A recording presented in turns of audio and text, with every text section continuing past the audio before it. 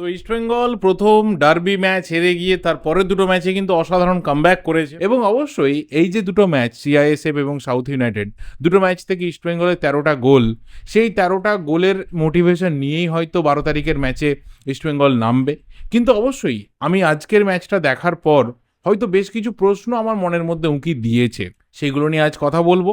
এবং Antonio Lopez Habas তিনি কি ডার্বি এবং তারপর বাকি আরও দুটো ম্যাচ গ্রুপ স্টেজের হয়ে যাওয়ার পর তিনি তার প্রেফারেবল ফরমেশন কি খুঁজে পেলেন? বেশ কিছু প্লেয়ারের ইনজুরি রয়েছে, কোথাও কি সেটা তার স্কোয়াডে বা তার বেঞ্চের যে অপশনস রয়েছে সেখানে তাকে ধাক্কা দিচ্ছে? বিদেশি স্ট্রাইকার এএফসি ক্লাব কম্পিটিশনের যে ম্যাচ রয়েছে তার আগে হয়তো এসে পৌঁছবে না, সেটা কি কোথাও কি একটা ফ্যাক্টর হতে পারে?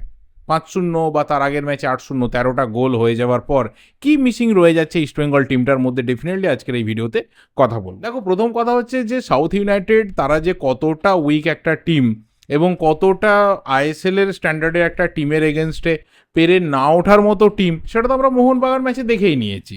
8-0 গোলের একটা ম্যাচ হয়েছিল এবং আমি সেখানেই বলেছিলাম বা তার আগেও বলেছিলাম যে এই ধরনের ম্যাচগুলো একটা প্রি সিজন ম্যাচ হিসাবে বা ফ্রেন্ডলি ম্যাচ হিসাবে কিন্তু ট্রিট করা দরকার রয়েছে, যেটা আমাদের বড় ক্লাবগুলোর জন্য ভীষণভাবে দরকার।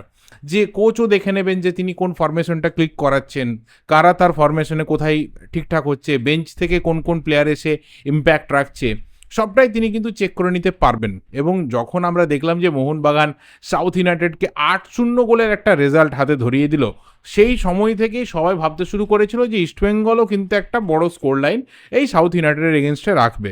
এক আর 2 নম্বর হচ্ছে ইস্টবেঙ্গলকে গোল ডিফারেন্সটা বাড়াতেই হবে। সেটা একটা ভালো জায়গাতে অলরেডি ছিল, সেটা আরও সুপিরিয়র জায়গাতে ইস্টবেঙ্গল নিয়ে যেতে চাইবে, 10টা-12টা গোল ডিফারেন্সের জায়গাতে নিয়ে যেতে চাইবে এবং সেখানে 99.9% চান্স তৈরি হয়ে থাকবে যে ডুরান্ড কাপের নকআউট স্টেজে ইস্টবেঙ্গল রিচ করবে। কারণ যে 6টা গ্রুপ রয়েছে আমরা জানি, এই 6টা গ্রুপ থেকে গ্রুপ টপাররা তারা যেমন যাবে নকআউটে, এবং এই 6টা গ্রুপ থেকে দুটো বেস্ট রানার আপ টিম তারা কিন্তু নকআউটে যাবে। এই সব ক্যালকুলেশন থেকে হাবাস অবশ্যই আজকের ম্যাচটাকে একটা বড় স্কোর লাইনে ট্রিট করেই নেমেছিলেন এবং তিনি তার ফরমেশন যা রয়েছে, তার যে লাইন আপ রয়েছে, বেশ কিছু অদলবদল তিনি করেছিলেন। এবং অবশ্যই আরও একটা জিনিস বলার, যে এএফসি ক্লাব কম্পিটিশনে যাওয়ার আগে তিনি তার টিমে আসা নতুন দুজন বিদেশিকেও কিন্তু খুব ভালোভাবে পরখ করে নিলেন। শুরু থেকে তিনি নাচোকে খেলিয়েছিলেন, সেকেন্ড হাফে তিনি তুলে নিয়েছিলেন এবং সেকেন্ড হাফের একটা ভালো সময় তিনি ক্রিস ইকনোমিডিসকে দিয়েছিলেন। এবং মোটামুটি ক্রিস ইকনোমিডিসকে কেমন লাগলো আজকের এই ম্যাচ এবং নাচোকেই বা কেমন লাগলো অবশ্যই তো কথা বলবো। কিন্তু আমার মনে হয় যে এই যে 5-0 স্কোর লাইনটা, 5জন ডিফারেন্ট স্কোরার গোল করেছে, এটাকে নিয়ে আলাদা করে কি কিছু বলার রয়েছে? দানি রামিরেজ পার্টিটা শুরু করেছিল, ডেভিড হ্যামার পার্টিটা শেষ করলো এবং সেই একইভাবে মোহনবাগান ম্যাচটার মতো একবারের জন্য সাউথ ইউনাইটেডকে দেখে মনে হয়নি যে they are here to play some serious football. যদি 12 তারিখের ম্যাচটা অর্থাৎ এএফসি চ্যাম্পিয়ন্স লিগ 2 এর যে কোয়ালিফিকেশনস রাউন্ডের ম্যাচ রয়েছে, সেই ম্যাচটার কথা যদি খুব স্পেসিফিক্যালি বলি, তাহলে সেই ম্যাচে যাওয়ার আগে ইস্টবেঙ্গল কোচ কিন্তু বেশ কিছু বিষয় নিয়ে ভাববেন। কারণ একটা তো ঠিক কথা যে মোহনবাগান ম্যাচের পর বেশ কিছু প্লেয়ার এই টিমে ঢুকেছে, তারা নতুন ট্রেনিং করছে, তিনি বারবার ফরমেশনকে ঘুরিয়ে ফিরিয়ে দেখছেন এবং সিআইএসএফকে 8 গোল দেওয়া বা সাউথ ইউনাইটেডকে 5 গোল দেওয়া, সেই লেভেলটা কখনো এএফসি চ্যাম্পিয়ন্স লিগ 2 এর লেভেলে নয়। কিন্তু হ্যাঁ, মোটিভেশনের জায়গাতে টিমটা ভালো জায়গাতে থাকবে এবং গোল কনসিড করেনি, ডিফেন্ডাররা একটা কোথাও মোটিভেটেড থাকবে যে they R somehow good manage করতে পেরেছে ডিফেন্স লাইনকে। কিন্তু এটাও একটা ফ্যাক্টর যে আপাতত হাবাসের হাতে বিদেশি স্ট্রাইকার নেই, কারণ এখনও অবধি এফিয়ং এসে পৌঁছয়নি, 6th ফরেন প্লেয়ার এখনও অবধি সিগনেচার হয়নি এবং তার সাথে বহু প্লেয়ার রয়েছে এই টিমটাতে, তারা কিন্তু ইনজিওর্ড বা তাদের ফিটনেসের ইস্যুস রয়েছে। প্রচুর এরকম প্লেয়ার রয়েছে, হাবাস কিন্তু এখনও অবধি তাদের হাতেই পাননি। তিনি এখনও জানেনই না যে এদেরকে পেলে তিনি কীভাবে ফরমেশন সাজাবেন এবং অবশ্যই যেটা মোস্ট ইম্পর্ট্যান্ট থিং, যে বেঞ্চের যে স্ট্রেংথটা সেটা আরও বেটার হবে, সেটা কিন্তু তার হাতে নেই। এটা একটা আনফর্চুনেট জায়গা। কিন্তু যে প্লেয়াররা তার মধ্যে রয়েছে সেখানেই কি প্রত্যেকের থেকে তিনি বেস্ট পসিবল আউটকামটা পাচ্ছেন?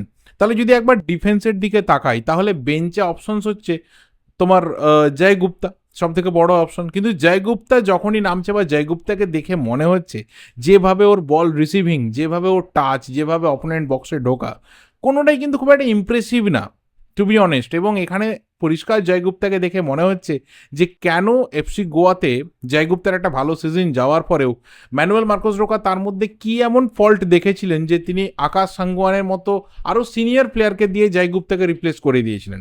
এবং ইস্টবেঙ্গল একটা সুযোগ পেয়েছিল, ইস্টবেঙ্গলের লেফট ব্যাক সেই অর্থে ছিল না, ইস্টবেঙ্গল সেটা করিয়েছিল। সেখানেই দেখে মনে হচ্ছে যে জয়গুপ্তা কিন্তু ইস্টবেঙ্গলের এই যে একটা ভালো স্কোয়াড রয়েছে সেখানে খুব একটা কিন্তু আপাতত ফিট করছে না। এবার পুরো দায়িত্বটা হচ্ছে হাবাসের, তিনি কিভাবে এই টিমটার মধ্যে জয়গুপ্তাকে ফিট করে নেবেন।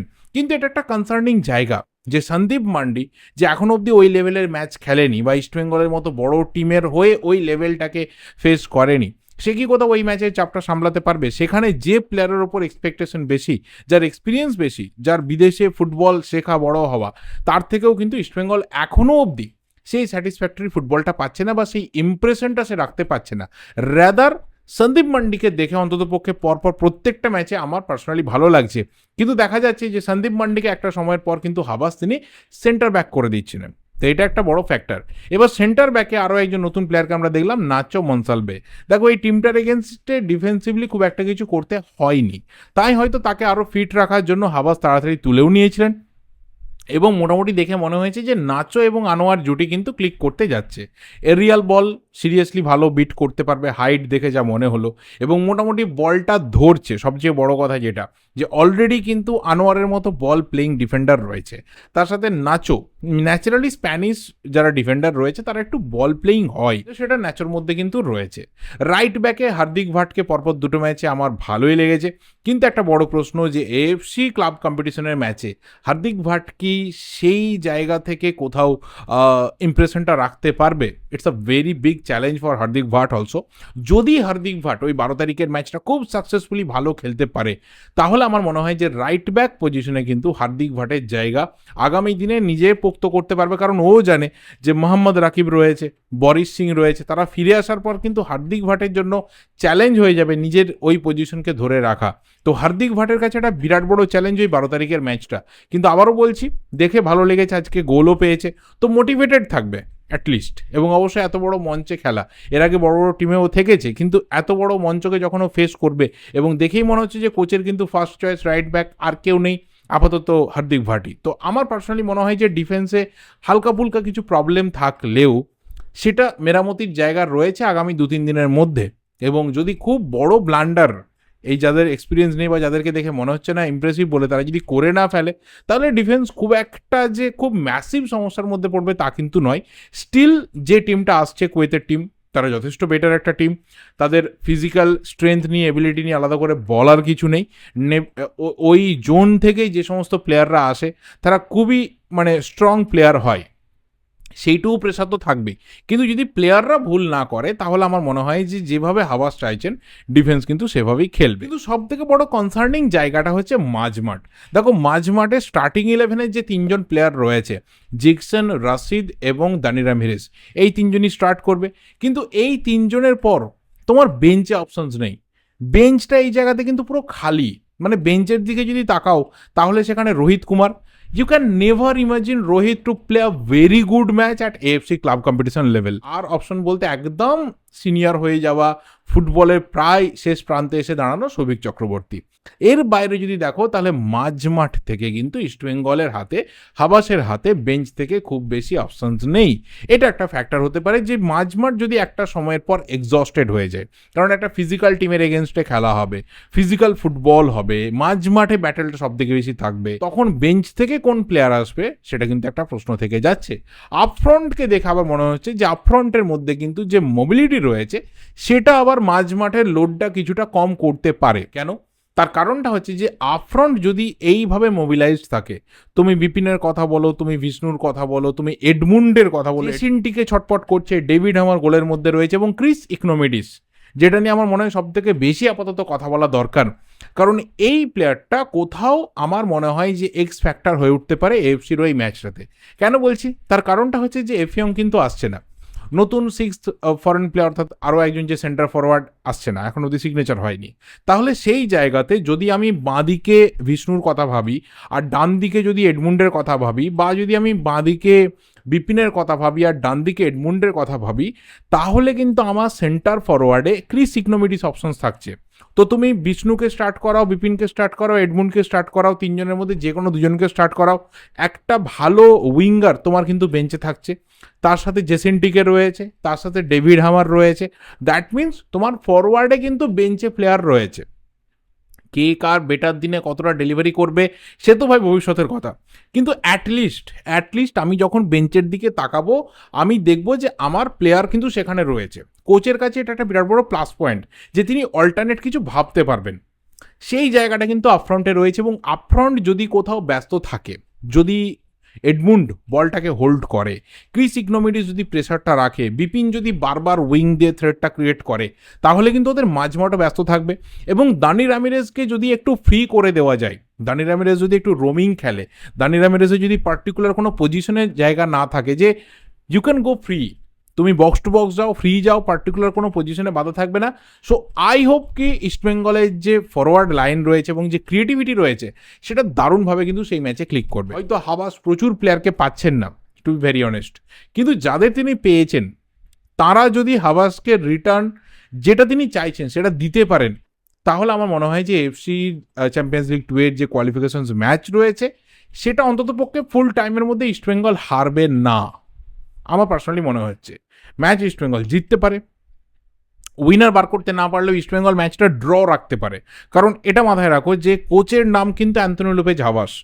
তুমি এনি হাও যদি মানে গোল পেয়ে যাও তাহলে পার্ক দা বাস, তুমি পিছিয়ে যাওয়ার পর যদি ইকুয়ালাইজ করে দাও তাহলে পার্ক দা বাস, কোনো কথাই নেই। ডিফেন্সকে ভাই অ্যান্থনি লোপেজ হাবাস তিনি স্যাক্রিফাইস করবেন না, ডেফিনেটলি করবেন না। তিনি আরও বেশি করে ম্যান তিনি নামিয়ে আনবেন, কারণ জিকসন, রশিদ তাদের মধ্যে কিন্তু defensive quality too much high, সেটা তিনি অ্যাপ্লাই করার চেষ্টা করবেন। এবার রোহিত কুমার, যার মধ্যে হয়তো অ্যাটাকে খুব দেওয়ার কিছু নেই, কিন্তু ডিফেন্সিভলি ব্লকিংয়ের জায়গাতে হয়তো টিমকে হেল্প করতে পারে। তাহলে আমার পার্সোনালি মনে হয় যে প্লেয়াররা যদি নিজেদের 100% দিতে পারে টিমকে, কোচকে, অ্যাটলিস্ট 12 তারিখের ম্যাচ ইস্টবেঙ্গল ফুল টাইমে হারবে বলে পার্সোনালি আমি বিশ্বাস করতে পারছি না এই টিমটাকে দেখার পর। হয়তো খুব কনফিডেন্সের জায়গা থেকে বলতে পারছি না ইস্টবেঙ্গল জিতবে, বলতে পারছি না, কিন্তু ইস্টবেঙ্গল হেরে যাবে, ইস্টবেঙ্গল ম্যাচটা বাঁচাতে পারবে না, এটা আমার 1%ও মনে হচ্ছে না। বাকি 12 তারিখ সন্ধ্যেবেলাতে দেখা যাবে কি হয়, তার আগে আরও ডিটেলসে কথা হবে। আজকের ভিডিওটা এই অবধি থাক, অনেকটা হয়তো বেশি হয়ে গেল, অনেক লেন্দি হয়ে গেল। তোমাদের ম্যাচটা কেমন লেগেছে, আজকে যা কিছু ডিসকাশন হলো কেমন লেগেছে অবশ্যই কিন্তু কমেন্ট করে জানিও। ভিডিওটা ভালো লাগলে লাইক করো, শেয়ার করো, দেখা হবে পরের ভিডিওতে। টিল দেন, চ্যানেলে নতুন হলে অবশ্যই চ্যানেলটা সাবস্ক্রাইব করে বেল নোটিফিকেশন আইকনটা ক্লিক করে যেও। Thank you, good bye and good night.